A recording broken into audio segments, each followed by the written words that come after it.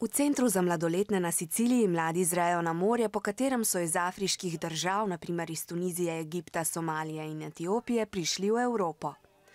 Mladi Afričani, najmlajši med njimi je 14-letni Egipčan, so na Sicilijo pripotovali brez staršev. Nekateri so tu že 2 meseca in na tem italijanskem otoku bi radi ostali, drugi pa si želijo v druge evropske države. La Suède. Et toi? En France. Où ça en France? Paris.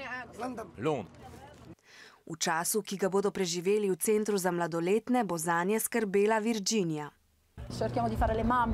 Nous essayons de faire les mamans. On organise des matchs de foot, mais ce n'est pas ça qu'ils veulent. Ils veulent aller à l'école. C'est ce qu'ils nous répètent à longueur de journée.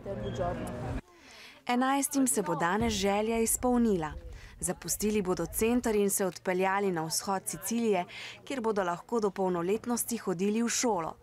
Virginia je žalostna, ker se bodo razšli, a hkrati se veseli z njimi, saj jim bo morda prav šolanje omogočilo boljše življenje. In prav zato so v Evropo tudi pripotovali.